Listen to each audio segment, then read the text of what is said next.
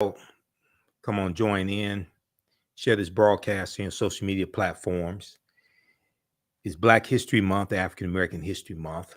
So we have a lot of information to discuss today. Hotep, hey, this is Michael M. Hotep, founder of the African History Network, host of the African History Network show. I'm a talk show host, researcher, lecturer, writer, and historian.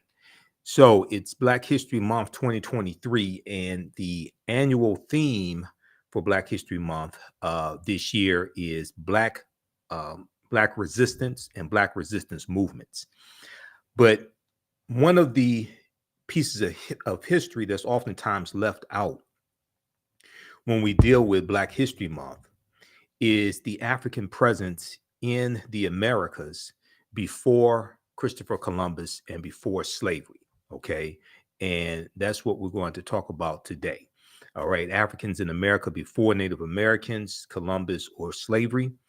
And we'll also talk about my new 12-week online class that starts up Saturday, February 11th, 2023, 2 p.m. Eastern Standard Time, Ancient Kemet, the Moors, and the Ma'afa, Understanding the Transatlantic Slave Trade, what they didn't teach you in school. Visit our website, theafricanhistorynetwork.com, theafricanhistorynetwork.com, and you can register for that new 12-week online course. Okay, so let's jump into this conversation. And we'll also talk about the free lecture that I'm doing for Black History Month on each Saturday in February. And the free lecture begins at 12 p.m. Eastern Standard Time. We have the information at our website also, theafricanhistorynetwork.com. All right, if we look at I want to go to the PowerPoint presentation here, because oftentimes at the Black History Month celebrations, they'll just talk about slavery, or they may talk about the Civil War. They may talk about inventions that African Americans created, things of this nature. That's important, but it's also important to understand the history of African people in the Americas and the land we call the United States of America before slavery began. So there was an article from face-to-faceafrica.com a few years ago, back in January 23rd, 2015. And this article was called 10 Pieces of Evidence That Prove Black People Sailed to the Americas Long Before Columbus. 10 pieces of evidence that prove Black people sailed to the Americas long before Columbus. And I'm going to look at a number of different sources here for this presentation. But one of the pieces of evidence is Columbus himself and his writings, his journal entries, because Columbus kept a journal as well. And in the online class that I teach, we definitely deal with Christopher Columbus, because Columbus is crucial to understanding the expansion of the transatlantic slave trade. Okay. And Columbus is also connected to the African Moors as well, especially after the Moors lose control of their last stronghold, Granada, January 2nd, 1492. So according to renowned American historian and linguist Leo Weiner of Harvard University, one of the strongest pieces of evidence to support the fact that Black people or African people sailed to the Americas, sailed to America before Christopher Columbus, was a journal entry from Columbus himself. In Leo Weiner's book entitled Africa and the Discovery of America, Africa and the Discovery of America,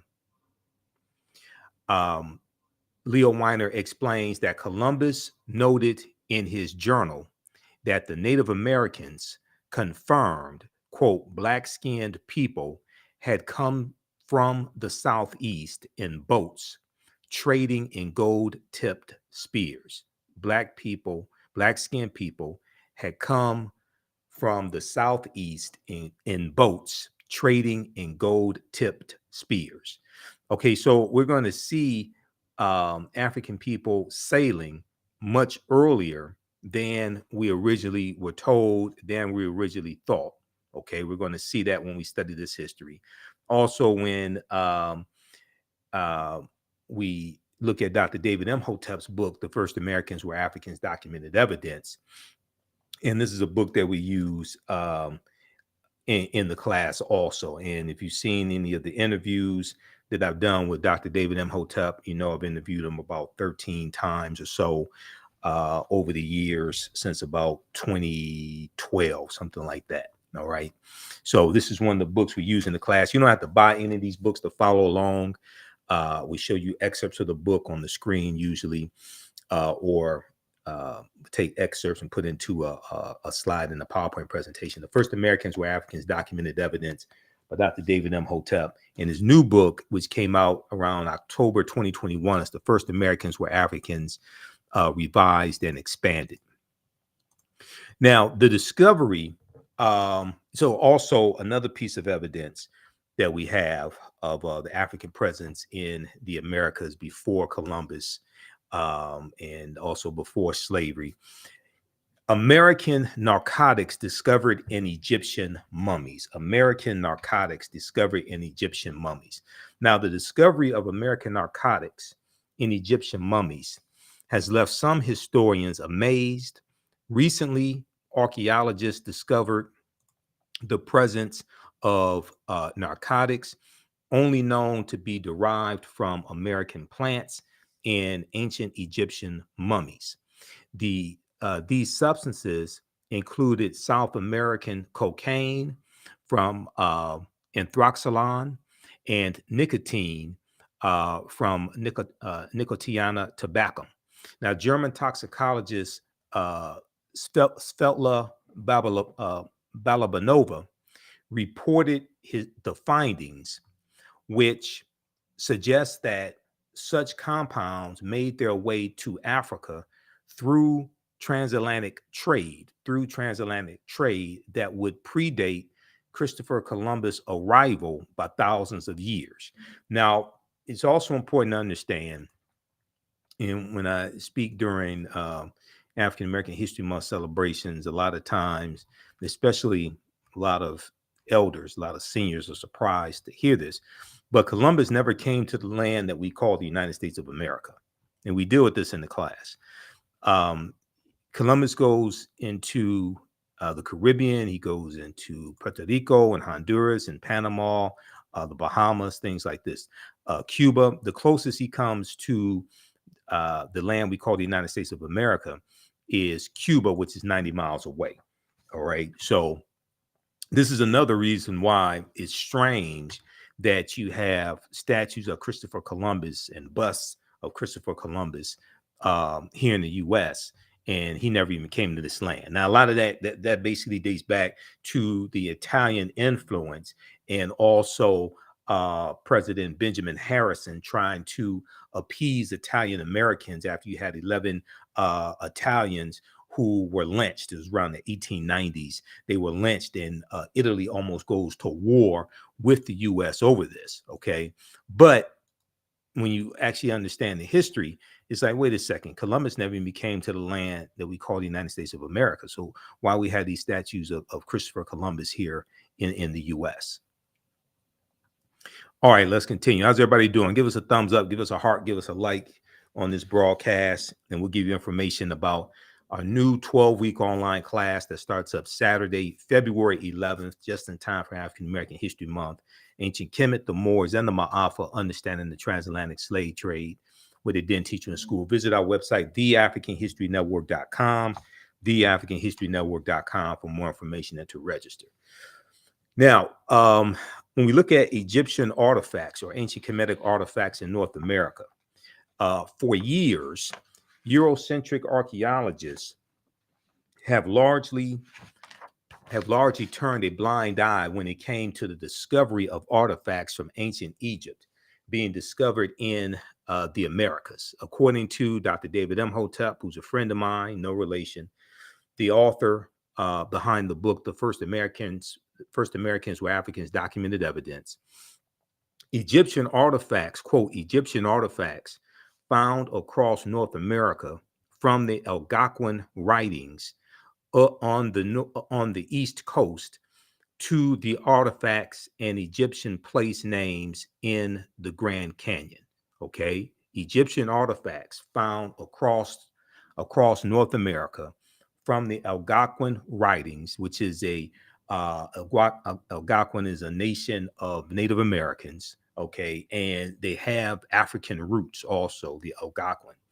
Algonquin writings on the East Coast to the artifacts and Egyptian place names in the Grand Canyon, end quote, are all signs of an early arrival in the Americas by Africans, are all signs of an early arrival in the Americas by Africans.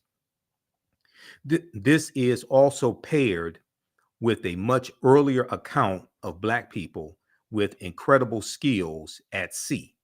Okay, so we've been sailing for tens of thousands of years, and there was a discovery that came out in 2010 on the Greek island of Crete, which suggested that humans were sailing 130,000 years ago. All right. And I found out about that discovery from Dr. David Imhotep. So I deal with that in a lot of my presentations. And we talk about that in the class also. So back in 445 BC or BCE, before the Common Era, the Greek historian Herodotus wrote of King Ramses III leading a team of Africans at sea with astounding seafaring and navigational skills. Together, both accounts would point to Africans sailing over to the New World before Cristobal Colon or Christopher Columbus. When we look at the Olmecs in Mexico and Olmec heads in Mexico, we look at the so Dr. David Imhotep talks about in the First Americans or Africans Documented Evidence, he talks about the Mandinka Egyptian Olmec connection. The Mandinka Egyptian Olmec connection. Okay. And if we look at this here,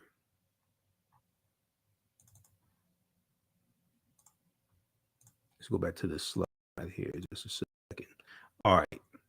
So a major ethnic group among ancient Egyptians, the ancient Egyptian Nubians, were the Manding people, the Manding or Mandinka.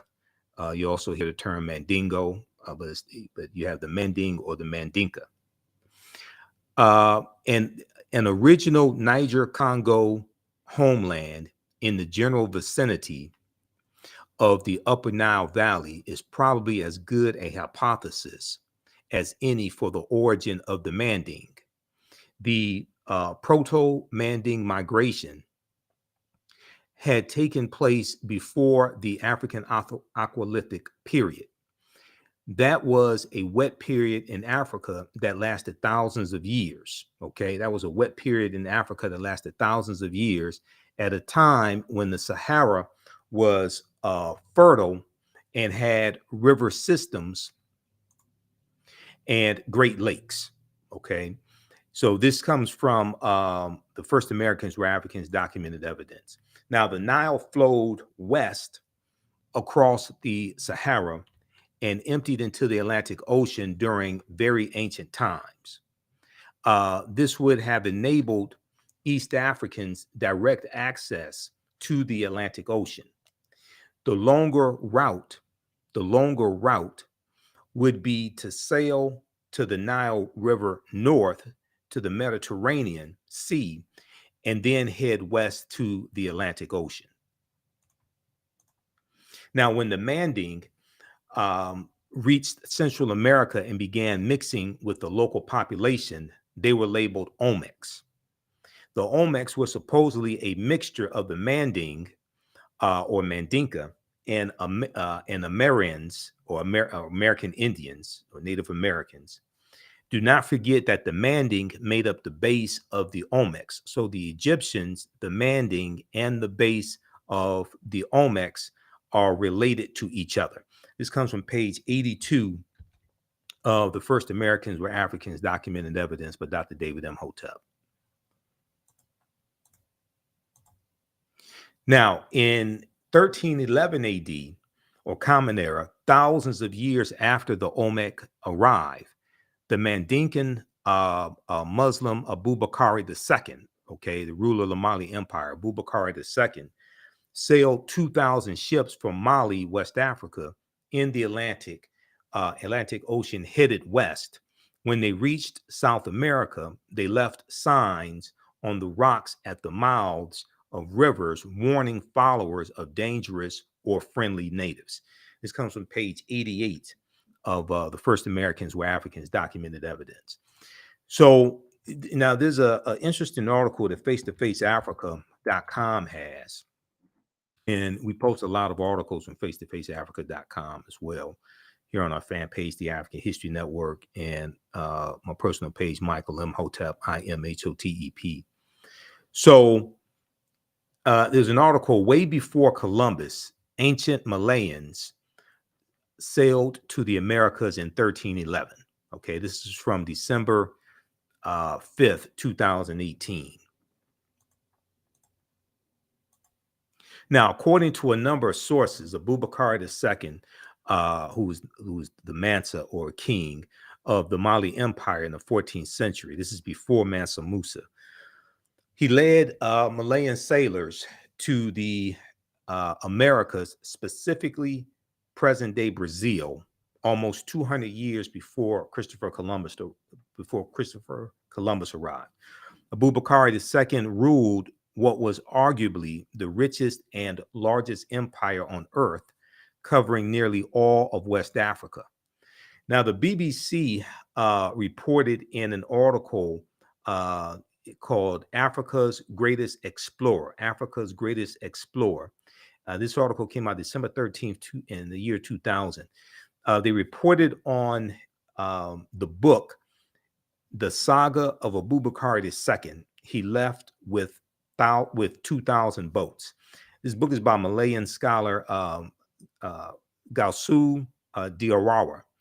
And in the book, he notes Abubakar wanted to find out whether the Atlantic Ocean, like the great river Niger that swept through Mali, had another bank.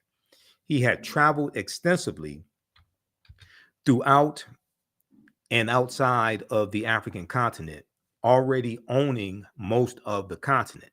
His predecessor and uncle, Sundiata Keita, had already founded the Mali Empire and conquered a good stretch of the Sahara Desert and the great forests along the West African coast. And here is so I read the article from the BBC. This is the article right here. I'm going to pull this up so you can take a look at this. This is from this article came out in the year 2000 from the BBC.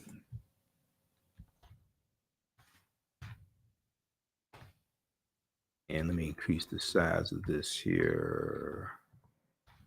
Okay, this one right here. Let's flip over to this. How's everybody doing? Give us a heart, give us a like, give us a thumbs up on this broadcast. It's African American History Month. We're dealing with a topic that's not talked about a lot. We're dealing with the African presence in the Americas before slavery, before Christopher Columbus. And we're also talking about the African presence in the land we call the United States of America. And we're giving you a preview of the new 12-week online class that I'm teaching that starts Saturday, February 11th, 2 p.m. Eastern Standard Time.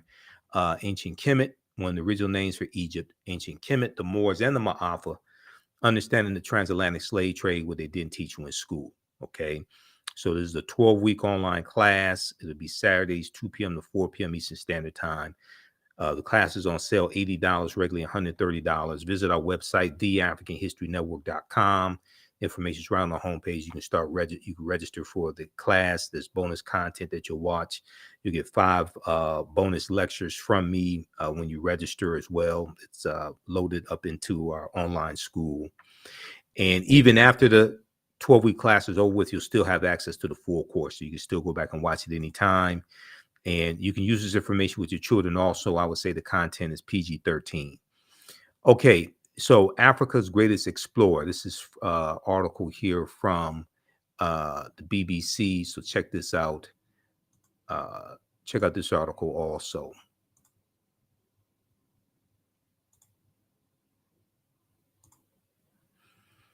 All right, let's continue here.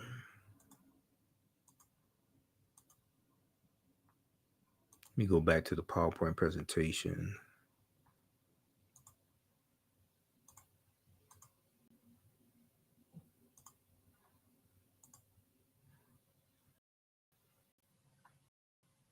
All right.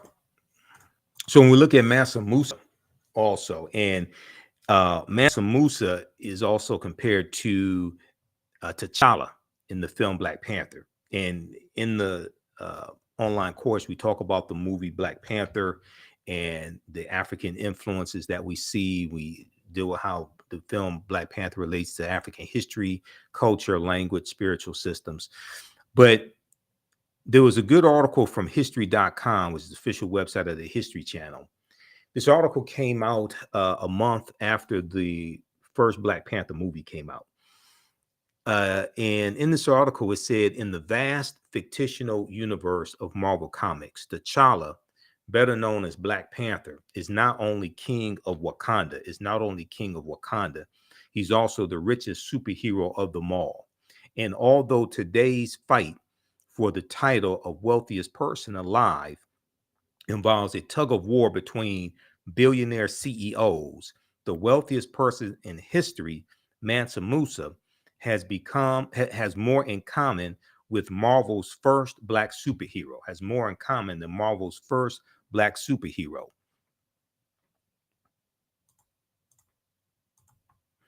Mansa Musa became ruler of the Mali Empire in 1312 AD, or Common Era, taking the throne after his predecessor Abubakar II, for whom he'd served as deputy, went missing on a voyage he took by sea to find the edge of the Atlantic Ocean. Now, Mansa Musa's rule came at a time when European nations were struggling due to raging civil wars and a lack of resources. During that period, the Mali Empire flourished thanks to ample natural resources like gold and salt. Now, the name of this article is this 14th century African emperor remains the richest person in history. This is from history.com, which is the official website of the History Channel. And it came out March 19th, 2018. So they're telling you, this is the History Channel, telling you that West Africa was flourishing when Europe was trying to come out of the Dark Ages, and Europe was dealing with civil war and famine, different things like this. West Africa is flourishing. Okay, so the history is there, and it's hard to say that the history is hidden. It's not so much as hidden; it's just not as prominent as the lie is. Okay, if the information is there, but a lot of times people don't know where to go to get the information. Okay, and the lie is what is dominant. The lie is what is prominent. All right, let's continue.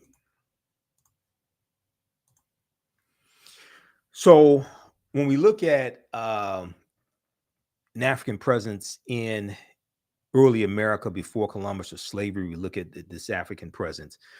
There was an article that Runoko Rashidi, who was a friend of mine, I interviewed Runoko 6 times before he passed away August 2nd, 2021.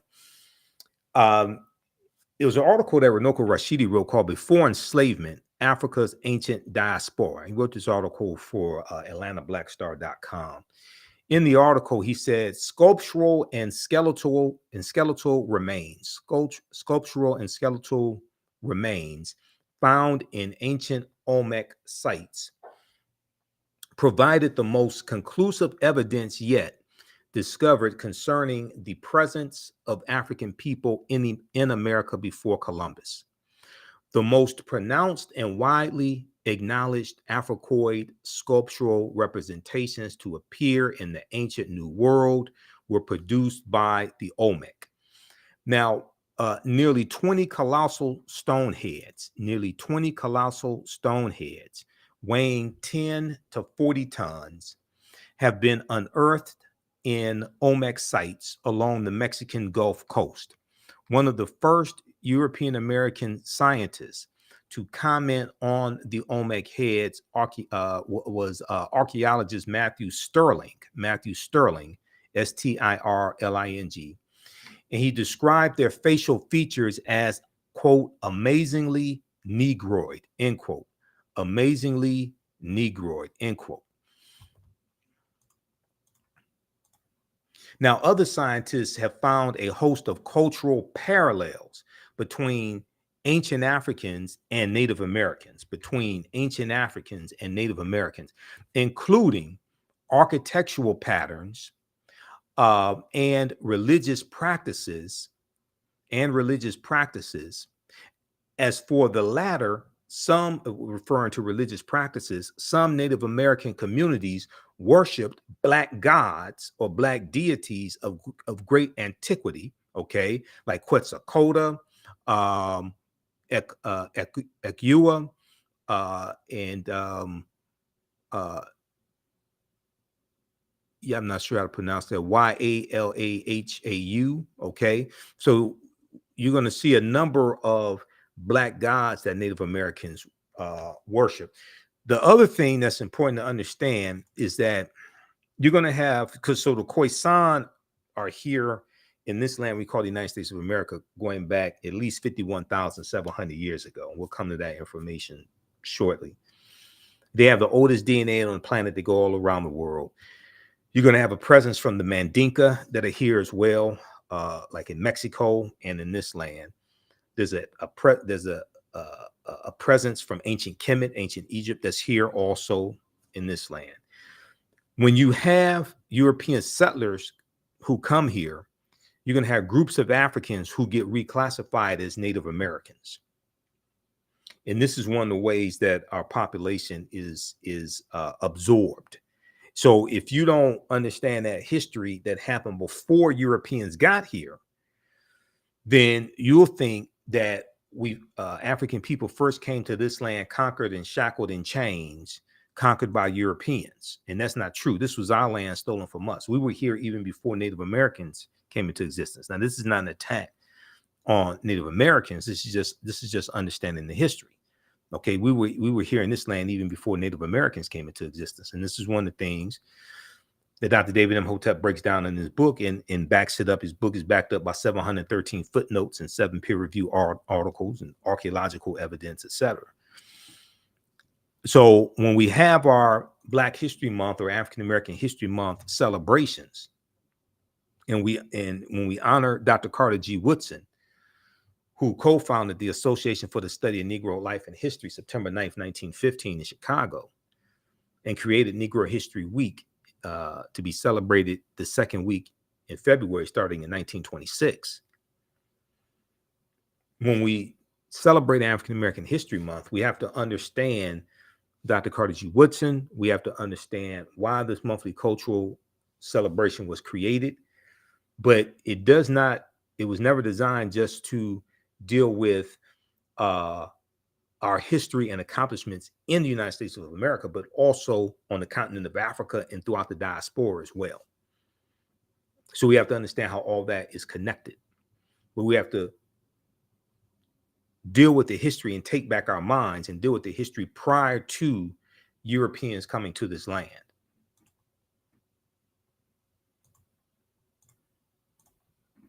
And I speak at a number of different, in the past, spoken at a number of different Black History Month celebrations. And unfortunately, this type of information is not discussed there usually.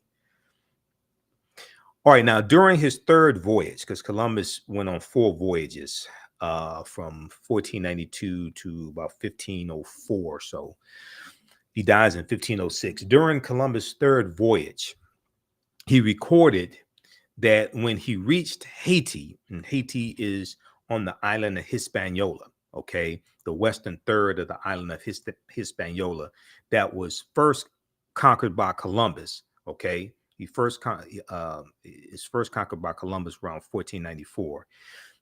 Then is going to come under control by the French in 1697. Now, during Columbus' third voyage, he recorded that when he reached Haiti, or Haiti, the resident population informed him that Black men from the south and southeast had preceded him to the island, okay, of Haiti, that the French called Saint Dominique, the Spanish called Santo Domingo. Now, in 1513 Common Era, Vasco Nunez de Balboa, the Spanish conquistador, found a colony of Black men on his arrival in Darien, Central America.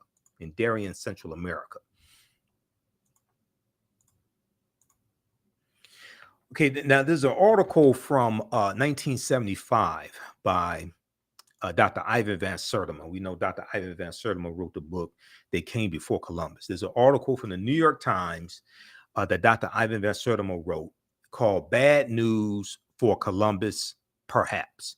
Bad News for Columbus, Perhaps. This is from December 4th, 1975. And an excerpt of this article, Dr. Ivan Van Sertima says, in September 1974, a Polish craniologist, Andrzej Wierzyński, disclosed to the Congress of Americanists that skulls from Olmec and other pre-Christian sites in Mexico, okay, show a clear prevalence of the total Negroid pattern.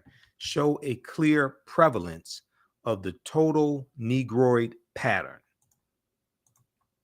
Now, in 1957, 3 professors released radiocarbon datings for an Olmec ceremonial center at La Yenta, Mexico. Within this center, near the Atlantic, stood 4 colossal stone heads with military-type helmets, weighing 30 to 40 tons each. They were described by their discoverer, the archaeologist Matthew Sterling, as quote unquote amazingly Negroid. Now, samples of wood, charcoal taken from the first construction phase of the center associated with the heads, the Olmec heads, gave an average reading of about 814 BC, before the Common Era, or BCE, 814 BC, plus or minus 134 years. Now, Professor Alexander von Wuthenau, an art historian, has brought to public attention numerous Negroid portraits in clay, gold, copper, and copal from ancient and medieval Central and South America. These portraits capture not only the dense, close curl, C-U-R-L, close curl and kink of Negroid hair, or African hair, Africoid hair, the occasional goatee beard, unknown to the American Indian chin, projecting jaws, coloration, broad noses, and full-fleshed lips, but also African ear pendants, headdresses, coiffures, facial tattoos, and scarification. Now, these discoveries have posed riddles to many anthropologists. They ask, how could Africans who knew nothing of the sea cross the 1,500 Atlantic miles to America? Okay, well, they were wrong if they thought African people knew nothing of the sea. We've been sailing for tens of thousands of years. That's just false. Africans, however, so Dr. Ivan Van Sertima goes on to say, Africans, however, were no strangers to the sea. Irish pre-Christian history records how the Furbages Firbourges, were, quote, disturbed in their possession of Ireland by the descent and depredations of African sea rovers, the Fomorians, had a main stronghold on Torres Island.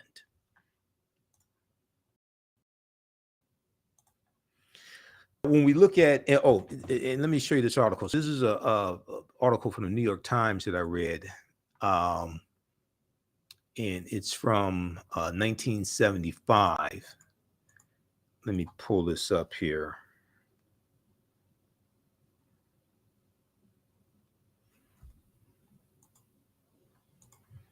Okay, yeah, from December 4th, 1975.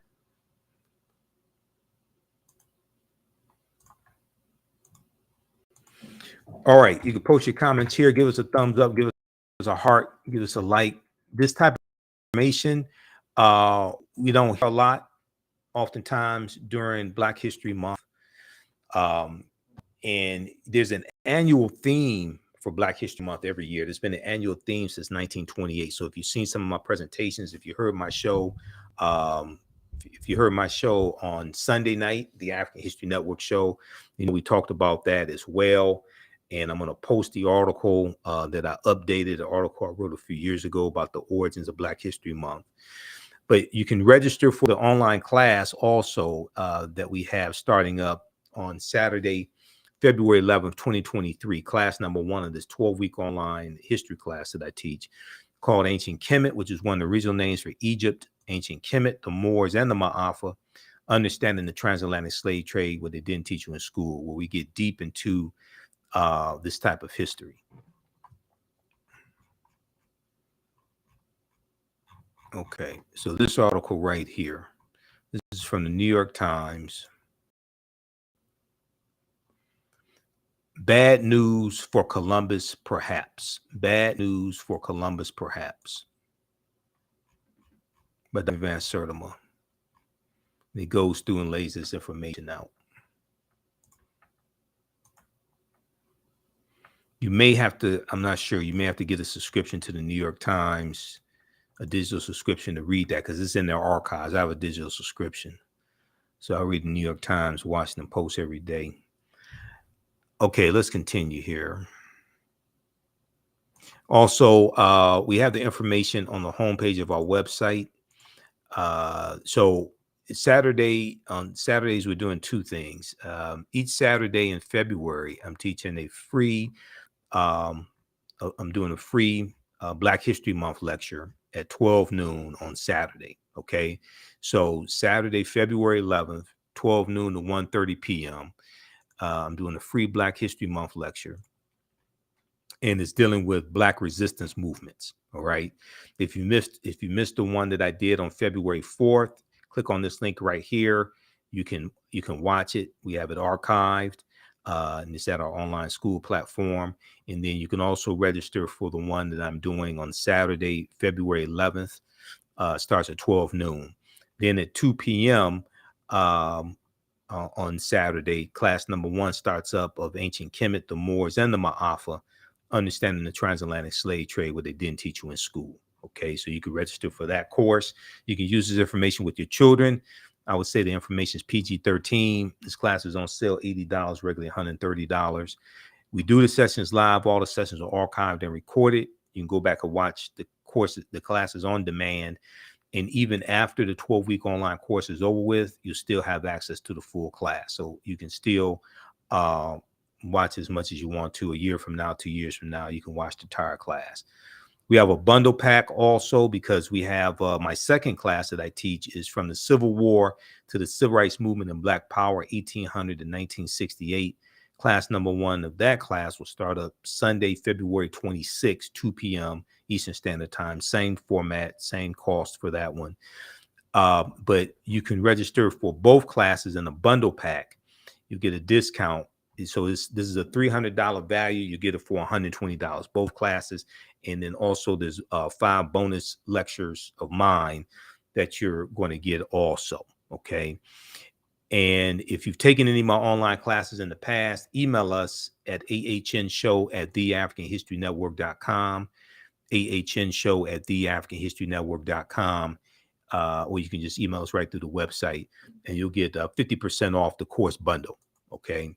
If you've taken any of my online classes in the past, I've been teaching online classes, online history classes since 2017. All right, let's continue. And we have the information also here in the thread of the broadcast for you to register for the classes also, and the free lecture on Saturday. All right, let's continue. Okay, so when we look at Indian and African mound builders, and there were at one point 1 million mounds here in this land we call the United States of America.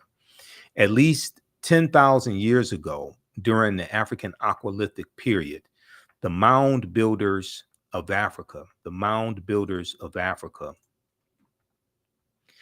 the Proto-Manding, were building habitation mounds to live upon even before the Manding built their mounds along the Niger River. These Proto-Saharan people also built dams, boats, and mounds to escape the waters in case of flooding. There are also large erections formerly called Native American mounds, now known to be African mounds, that are shaped like pyramids that are found across North America. The largest ones surviving today are in the Mississippi Valley. The largest of all was in Cahokia, was the Cahokia Mound, Cahokia. The research Cahokia, okay? That mound is still there, all right? And that's like the largest mound basically in the land we call the United States of America. The largest of all was the Cahokia Mound near where the Mississippi and Missouri rivers converge.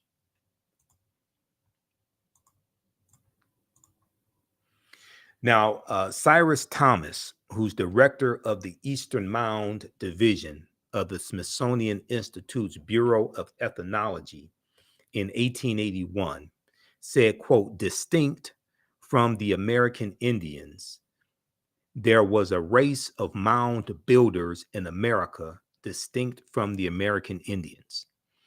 Okay, now there were 1 million Indian mounds in North America. Today, there are only about 100,000. Read pages 71 through 74 of The First Americans Were Africans, Documented Evidence by Dr. David Imhotep. So in his book, and there's a clip that I show you of an interview that he did with WKRP in Cincinnati, Channel 5 in Cincinnati, and he's talking about his book. On page 14 of his book, he deals with this discovery that was made in Allendale County, South Carolina in 2004 by Dr. Albert Goodyear. Okay. Allendale County, South Carolina. All right. And Lavinia said, I'm very close to the Cahokia Mountains. Okay. So you know what we're talking about, Lavinia. And I sent you an email. I think you got my email also, Lavinia. All right. So page 14 of his book says evidence of an African presence 51,700 years ago in a campsite in Allendale County, South Carolina. This was discovered by archaeologist Dr. Albert Goodyear. So they found 13 different types of evidence thoroughly documenting an African presence in the land that we call the United States of America, going back at least 51,700 years ago. So they found artifacts, architecture, campsites, carvings, Egyptian writings, footprints in lava, genetic M174D haploid groups dealing with DNA and genetics. They found skulls, skeletons, structures, and tools. Okay, they found 13 different types of evidence thoroughly documenting the African presence here. So these were the Khoisan. Okay, the Khoisan have the oldest DNA on the planet. They come from Southern Africa. They go all around the world. And these are the short statured Africans, and they were here. So you'll have, and unfortunately, when we have African American History Month celebrations, right, this type of information is not covered. Okay, we'll talk about slavery. We'll talk about civil rights movement. We may talk about the Black Panther Party for self-defense, Dr. King, Malcolm X. All that's important. All that's important. But we need to start the conversation with the fact that African people are the original people in North, Central, and South America. Now, I'm not saying the transatlantic slave trade did not happen. That's no, not at all. I'm saying African people were here in this land tens of thousands of years before the transatlantic slave trade happened. There were numerous migrations to this land, either forced or voluntary. Okay, so we have to understand a chronology of history.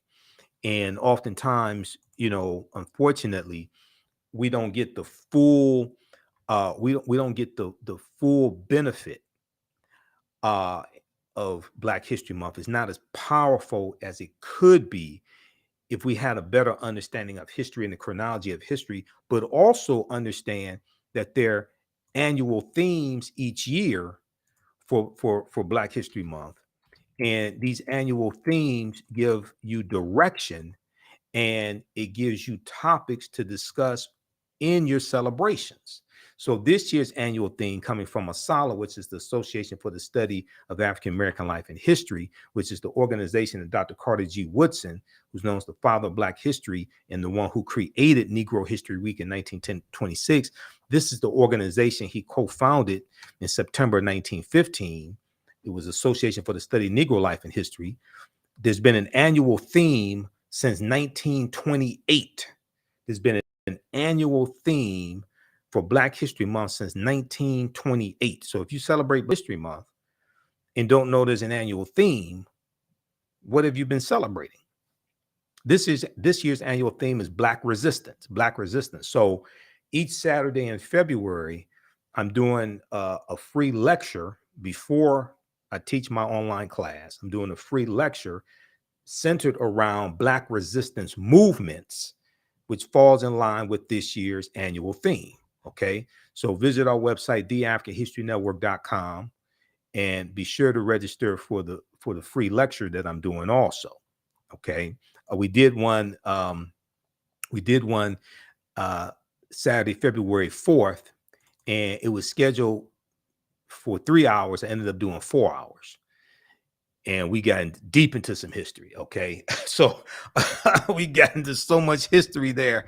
And it's still archived. So you can go back and watch. You can still register for it. It's on our website. You can still register for it and go back and watch it. And here is I'm going to post a link here so you can register for the free lecture that's coming up Saturday, February 11th, also at 12 noon. Okay. So I'm doing this. I do the free lecture at 12 noon. And then I teach the online class at 2 p.m. Okay. But the online lecture at the Black History Month lecture at 12 noon, that's a free presentation. Okay, let me post this here just a second. Where is it?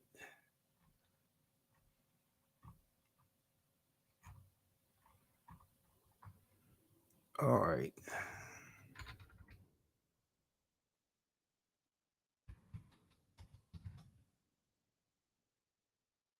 Okay, here it is here.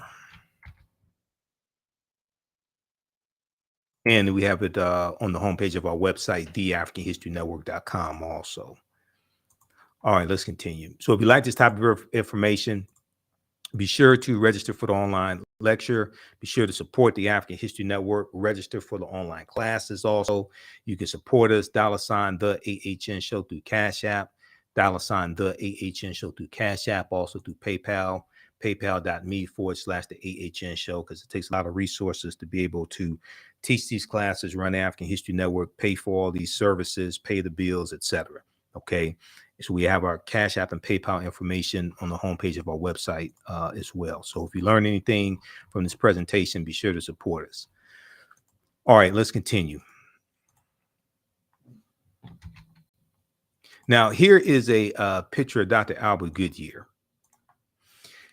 So he's a white archaeologist, and he's at odds with the establishment archaeologists. And there's some different articles that we look at in the class, because we look at numerous archaeological discoveries that have come out in the past 15 years or so that are causing all the scientists and paleontologists and anthropologists, etc., to rethink everything.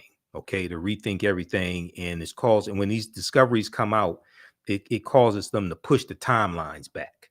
Okay, they have to admit that all of this is much older. That this is much older than we thought. And let's see here. Now this article is from ScienceDaily.com. ScienceDaily.com. New evidence puts man in North America 50,000 years ago. And it's from November 18th, 2004. So this article is almost 20 years old. Radiocarbon tests of carbonized plant remains, where artifacts were unearthed last May along the Savannah River in Allendale County by University of South Carolina archaeologist Dr. Albert Goodyear, indicate that the sediments containing these artifacts are at least 50,000 years old, meaning that humans inhabited North America long before the last ice age. So this is a summary of the actual article. And this is not my summary of the article. This is the summary from ScienceDaily.com. Now, the article is still there. You can go read it, right? You can go read it when you finish watching this broadcast. New evidence puts man in North America 50,000 years ago. So who were these? Who was this? Who were these people? Who were these humans? They weren't Europeans. There's no evidence of Europeans on the face of the earth 50,000 years ago. You have evidence of Europeans coming to existence about right around about 6,000 years ago or so, give or take, about 6,000 years ago. These weren't Native Americans. Who were they? These were the Khoisan.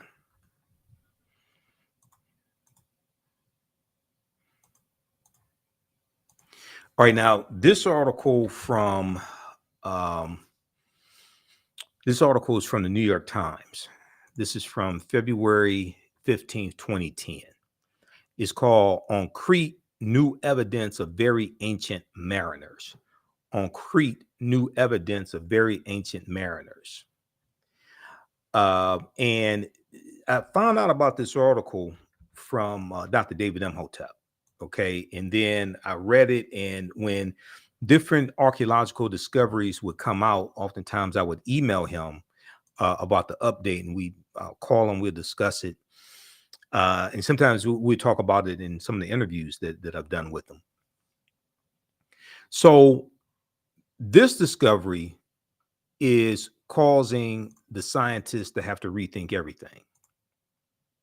Here's an excerpt of the article. It says, stone tools on the Greek island of Crete, Crete, over 2 summers, archaeologists say are at least 130,000 years old, or at least 130,000 years old, which is considered strong evidence for the earliest known seafaring in the Mediterranean, and calls for rethinking the maritime capabilities of pre-human cultures. Okay, are at least 130,000 years old, which is considered strong evidence for the earliest known seafaring in the Mediterranean, and calls for rethinking the maritime capabilities of pre-human culture. So they're saying we have to rethink all this stuff. All this stuff is much older than we thought. Crete has been an island for more than 5 million years, meaning that the tool makers must have arrived by boat. So this seems to push the history of Mediterranean voyaging back more than 100,000 years. Specialists in Stone Age archaeology say previous artifact discoveries had shown people reaching Cyprus, a few other Greek islands, and possibly Sardinia no earlier than 10,000 to 12,000 years ago. So once again, they're saying, wait a second, we have to push the timelines back. Okay, we thought earlier seafaring in the Mediterranean was 10,000, 12,000 years ago, but now we're seeing evidence, and we have to push that timeline back to 130,000 years ago. Now, this goes to something that Runoka Rashidi, Dr. Charles Finch, and other African-centered scholars have been talking about for years. And they've been saying that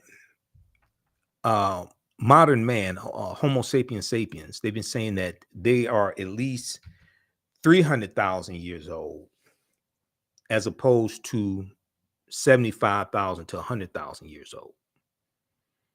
And at least 130,000 years of our history is stolen.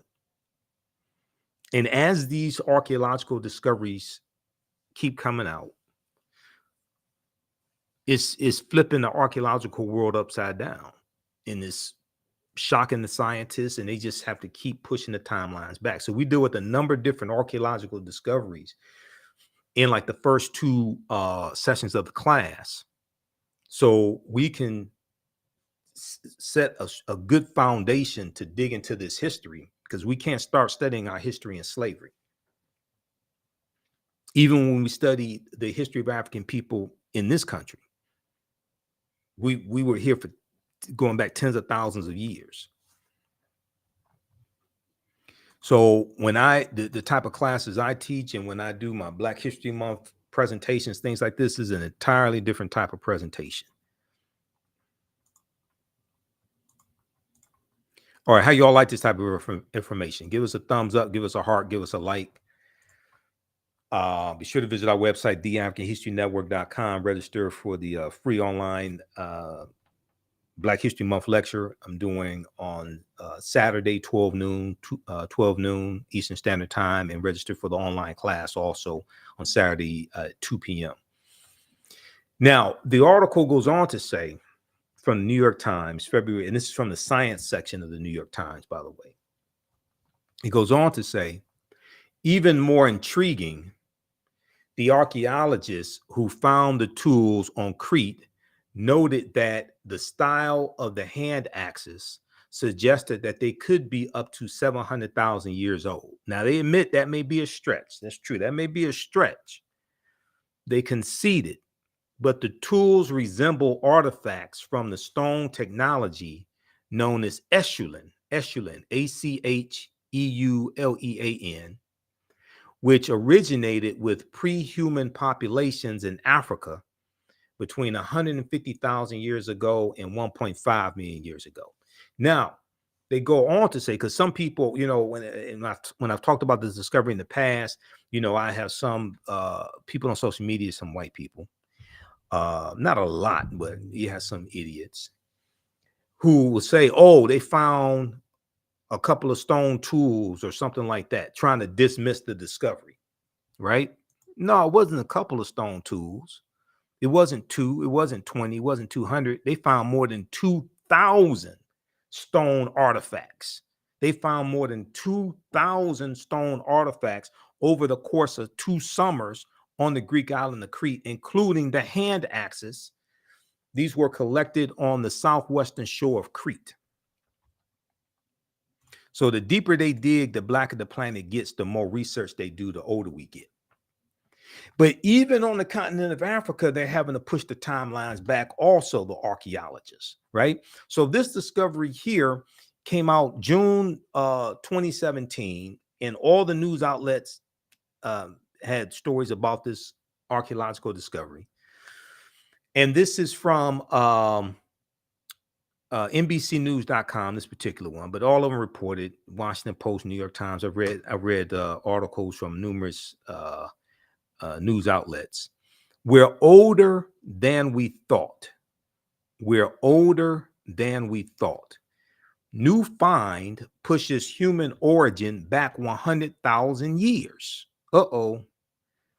New find pushes human origin back 100,000 years. So not only were we here in this land going back much longer, tens of thousands of years before we first thought, or before we were first told we came here. This is one of the problems I have with the 1619 project. You keep wanting to start our history in this land in slavery. No, that's false. August 20th, 1619 did happen. 1526 did happen in the territory that's South Carolina and Georgia, when the Spanish were taking Africans into the territory that's South Carolina and Georgia, and the Spanish were trying to set up a settlement, and the Africans overthrew them and disappeared, and it's believed they went to go live with Native Americans. That did happen. Juan Ponce de Leon, the Spanish conquistador, came into Florida in 1513 with an African named Juan Garrido, who was born in West Africa in 1480. That did happen.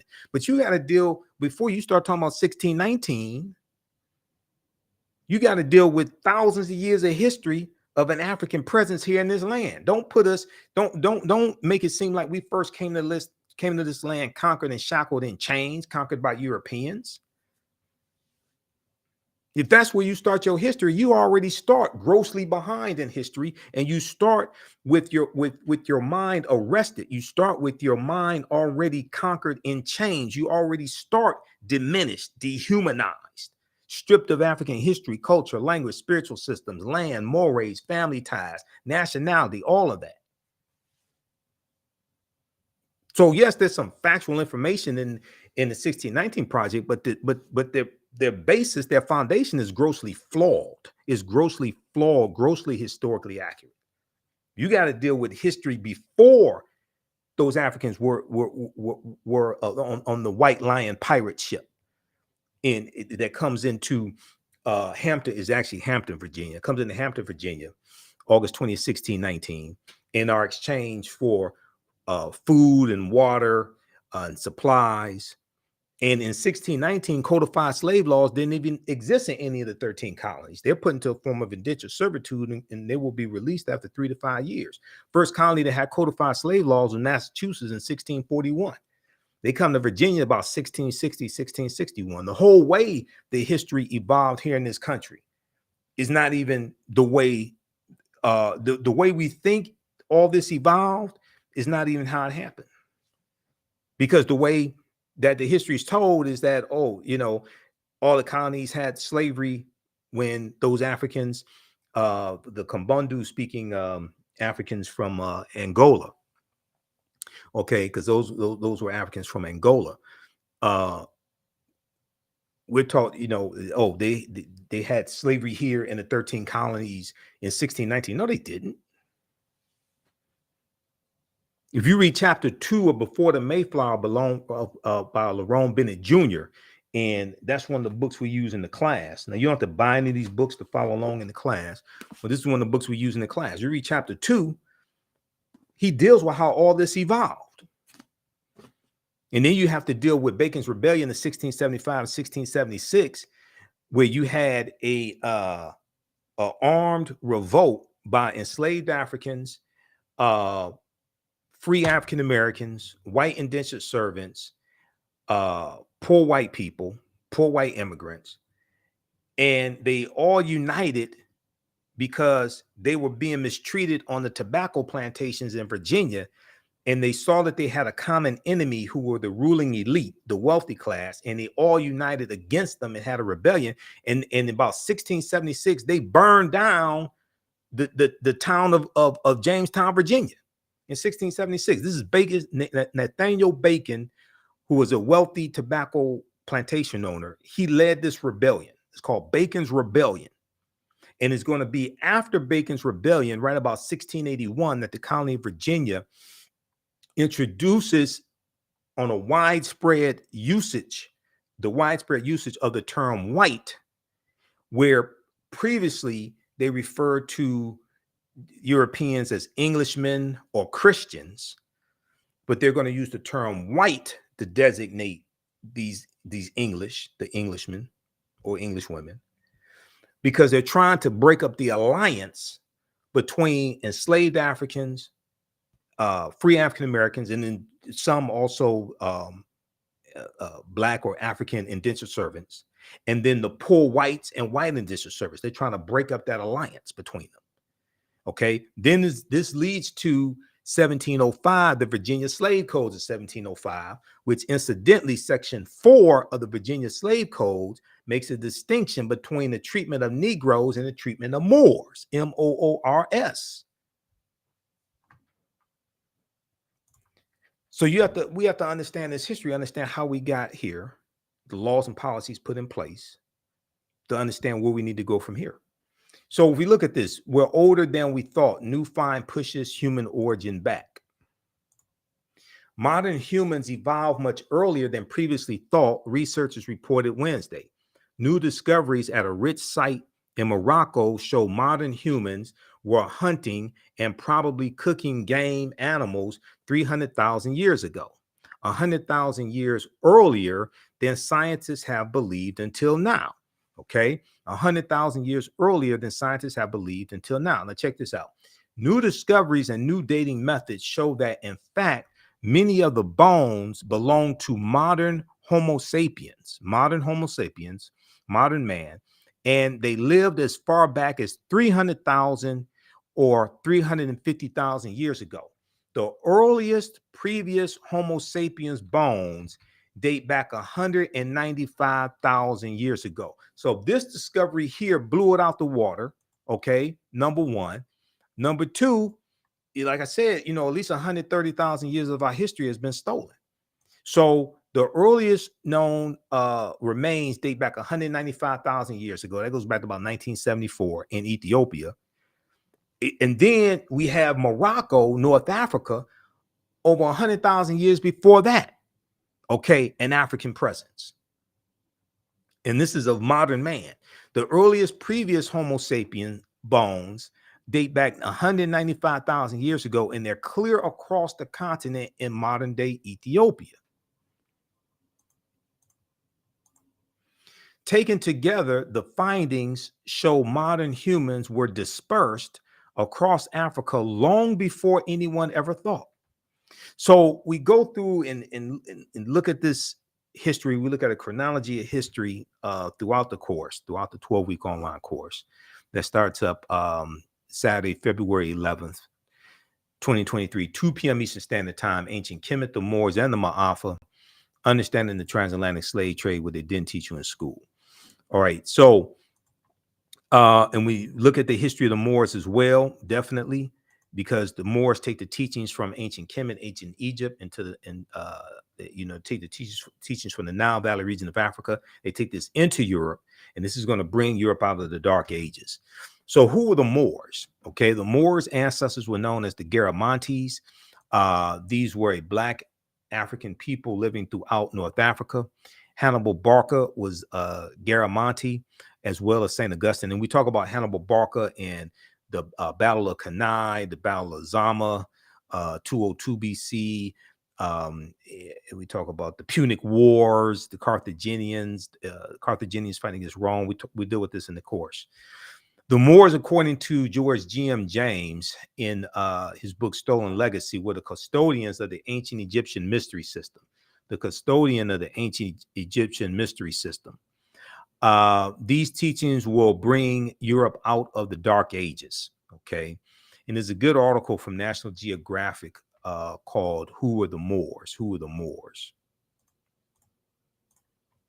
Now, the word Moor, M-O-O-R, is derived from the Greek word moros, M-A-U-R-O-S, which literally means black or a very dark color. The Romans adopt this word and call them Mari. The Mari were a Northwest African people who were very dark-skinned. The Romans will refer to the region of Northwest Africa. They will refer to the region of Northwest Africa as Mauritania, which in Mauritania is Latin, and it means the land of the black-skinned people, You'll also hear the term Marish, okay? Now Romans later adopt the word as a reference for the black-skinned inhabitants they encountered in Africa.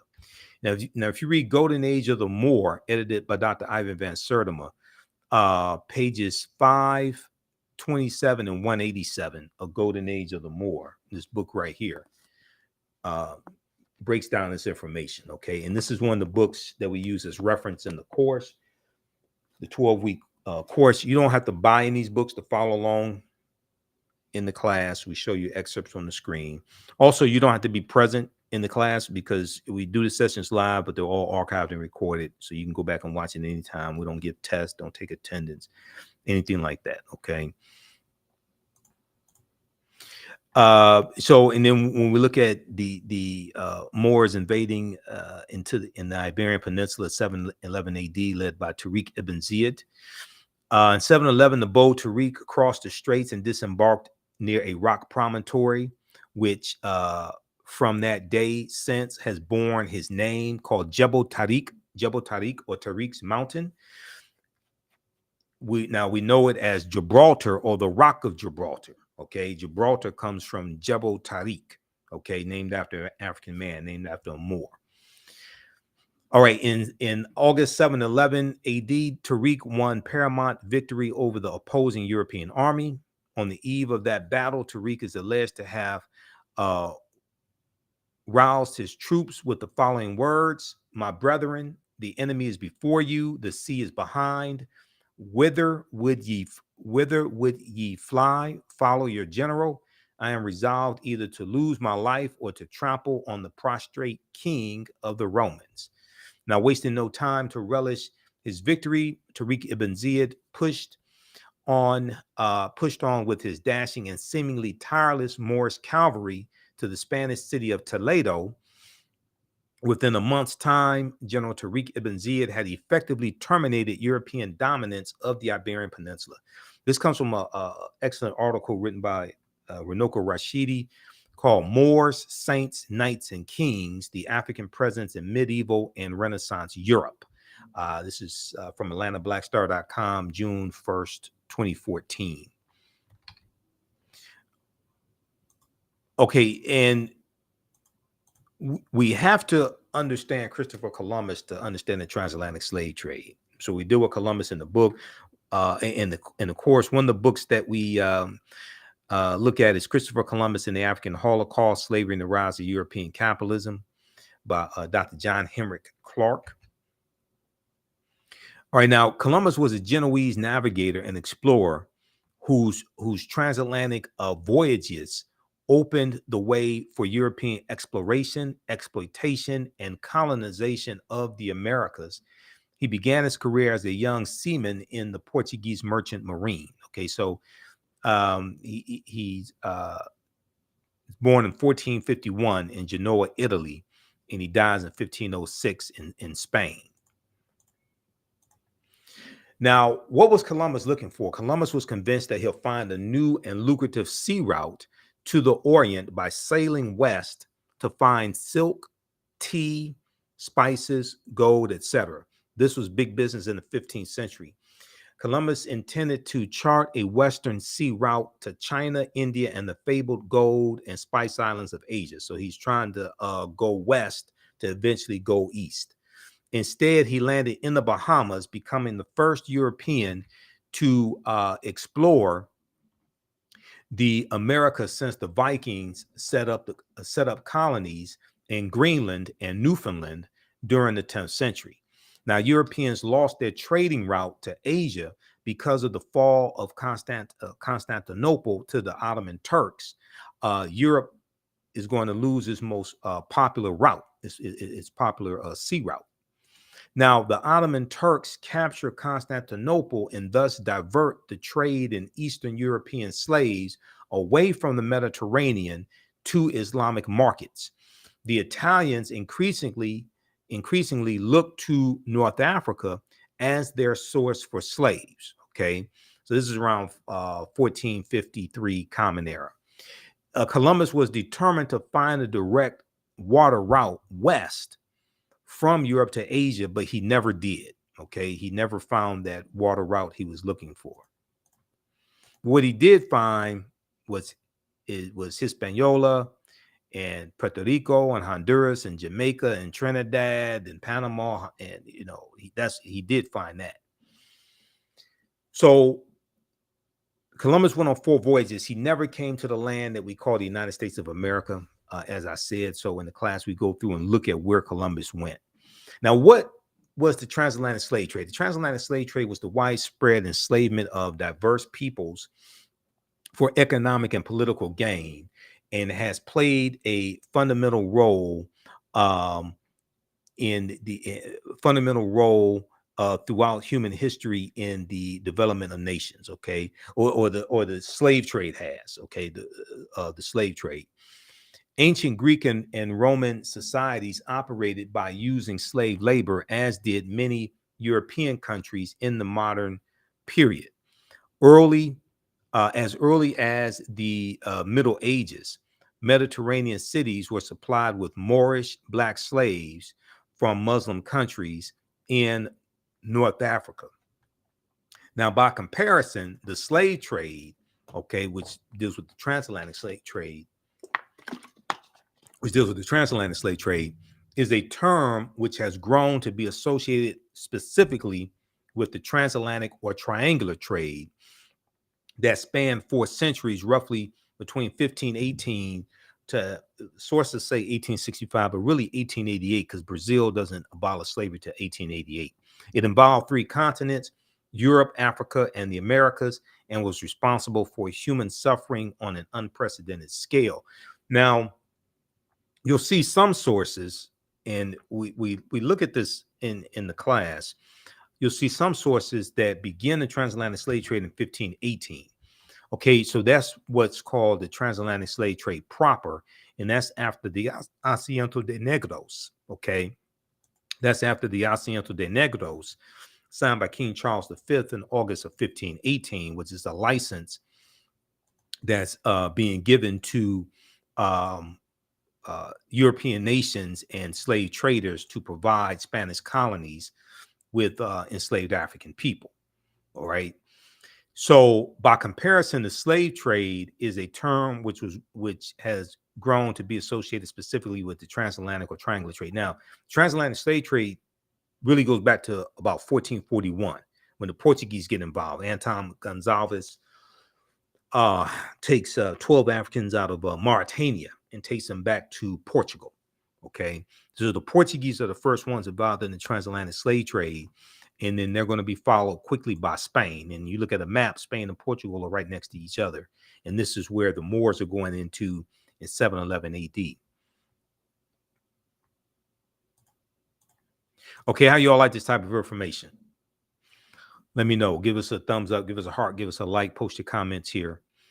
Now, slavery comes to the New World. Okay, African slaves were first brought to the New World shortly after its discovery or uncovery by Christopher Columbus.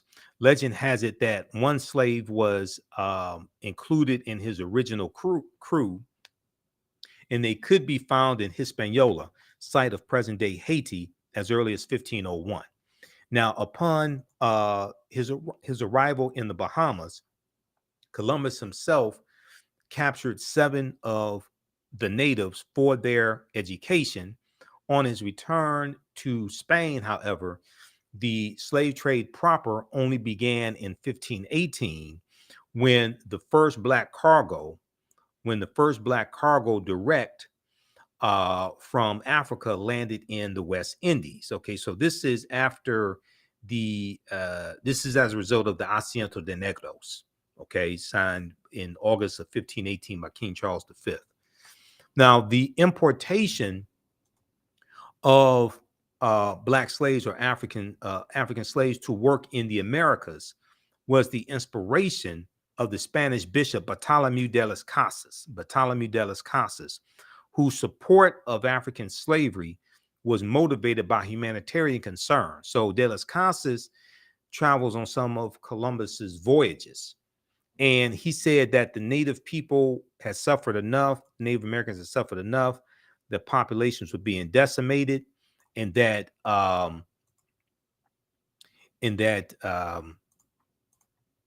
they should focus on Europeans should focus on enslaving Africans primarily, and to a lesser extent Europeans, and stop enslaving Native Americans and try to save Native American souls. Okay, this is Bartolomé de las Casas. Now, he's quickly going to regret that. Okay, and he is going to spend the rest of his life trying to abolish the transatlantic slave trade. But you know, it's a little late for that. Now, Bartolomé de las Casas, Right Reverend Bishop Bartolomé de las Casas, argued that the enslavement of Africans and even some whites, proving that in the early period, slavery did not operate according to exclusive racial demarcations. He argued that it would save the indigenous Amerindian populations or American Indian populations, which were not only dying out, but engaging in large-scale resistance as they opposed their excessively harsh conditions. As a result, King Charles V of Spain agreed with Bartolomé de las Casas, and he agreed to the Asiento de Negros, or slave trading license, in August of 1518, which later represented the most coveted prize in European wars, as it gave to those who possessed it a monopoly in slave trafficking. This dealt with having a license to provide African slaves to the Spanish colonies. All right. So what was the Asiento de Negros? Asiento de Negros between the early 16th and mid 18th century was an agreement between the Spanish crown and a private person or another sovereign power, by which the latter was granted a monopoly in supplying African slaves for the Spanish colonies in the Americas. The contractor, known as the asentista,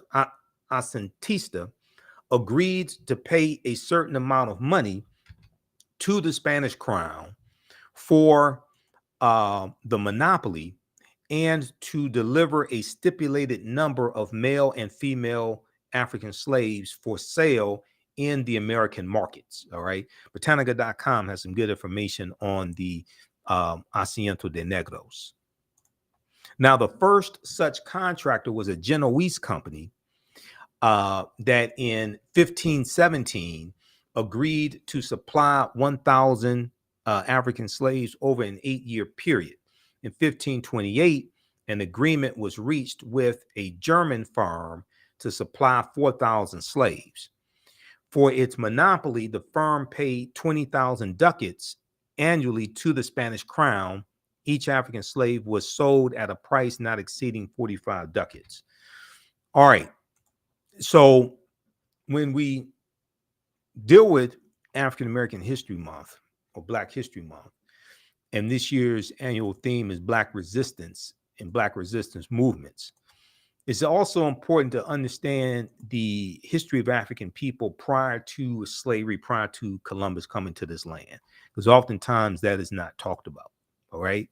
And if we understood that our history did not start in this country in slavery, if we understood that this was our land stolen from us, if we understood that we were here for tens of thousands of years before Europeans came here, we were even here before Native Americans came into existence, it would have a huge impact on the psychology of African people in this country.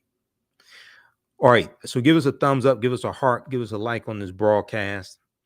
Um, be sure to register for the free lecture that I'm doing, free Black History Month lecture that I'm doing on Saturday, February 11th. It's 12 noon to 2 p.m. Eastern Standard Time. The free Black History Month lecture, 12 noon to 2 p.m. Eastern Standard Time. And then the class number 1 of my new 12-week online course, Ancient Kemet, the Moors, and the Ma'afa, Understanding the Transatlantic Slave Trade, what they didn't teach you in school. Class number 1 will start up Saturday at 2 p.m. Eastern Standard Time. Okay. So you can register for both of these at theafricanhistorynetwork.com, theafricanhistorynetwork.com. Right on the homepage of our website. We also have the information here in the thread of the broadcast. As soon as you register, there's bonus content that you can start watching. You can watch last week's lecture also, and that's included as well when you register for the class. We did, and I ended up doing 4 hours last week to kick off Black History Month. Okay, so we have information here around the homepage of the website for the new online class. And we do the sessions live. All the sessions are archived and recorded. You can go back and watch it anytime. It's on sale, $80, regularly $130. You don't have to be present in class. Don't take attendance or anything like that. And as soon as we finish, the class is archived, so you can go back and watch it. Click right here to register for the full course. You can click here as well. And we have the flyer here also, okay? We deal with thousands of years of history and deal with what leads up to the transatlantic slave trade taking place. The second class that I teach will start up Sunday, February 26th, class number 1, 2 p.m. to 4 p.m. from the Civil War to the Civil Rights Movement and Black Power, 1800 to 1968. And we go through and look at what leads to the Civil War taking place. We look at about 168, 170 years of history. We look at the Civil War, Reconstruction, Jim Crow era, World War I, World War II, Great Migration, Civil Rights Movement, Black Power movement, to understand the laws and policies put in place that brought us to where we are today, to understand where we need to go from here. And then also each Saturday in February, 12 noon Eastern Standard Time, I'm doing free Black History Month lectures as well. So you register for that here also. That'll be 12 noon to 1:30 p.m. Eastern Standard Time, and it's centering around Black resistance movements. Black resistance movements. Black resistance is the annual theme for Black History Month 2023. Okay, so visit our website, theafricanhistorynetwork.com, and we have all that information there, and also information on my radio show, the African History Network show, Sundays 9 p.m. to 11 p.m. Eastern Standard Time on 9:10 a.m. Superstation WFDF here in Detroit. And we also broadcast on our social media platforms, Facebook and YouTube as well. Okay, so we have our social media platforms there on the homepage of our website. All right, look, we have to get out of here. Remember, the African History Network, we focus on educating, empowering, and inspiring people of African descent. You can advertise with the African History Network as well. Advertise your Black-owned business for Black History Month. Current promotion: buy 1 month, get 1 month free. Buy 1 month, get 1 month free. Email us through the website, or email us at ahnshow@theafricanhistorynetwork.com. We have 3 advertising packages to help you reach thousands of people across the country. And also we'll put your commercial into the rebroadcast of these shows that I do, as well as into the audio podcast of these shows. We're on 9 different audio podcast platforms like iTunes, Castbox, iHeartRadio, FM Player, TuneIn. So we have 3 different advertising packages also. Okay, so we have that information at our website as well. When you scroll down past the information for the classes, and we also have information dealing with my lectures in digital download format that you can order as well. Advertise with the African History Network, 3 new ad packages to choose from. Okay, email us at ahnshow@theafricanhistorynetwork.com. We also have this 15 lecture download bundle pack of 15 of my lectures. African History Awakens the African Mind from Mental Death. That's on sale, $50. That's a $150 value. So you can order that as well. I mean, it's a great, that's a great bundle pack for learning during Black History Month. All right. Okay, and that's still on sale for a little while longer. Okay, look, we have to get out of here. Remember, the African History Network, we focus on educating, empowering, and inspiring people of African descent throughout the diaspora and around the world, because right now it's correct your own behavior. It's not over till we win Wakanda forever. And we'll talk to you next time. Peace.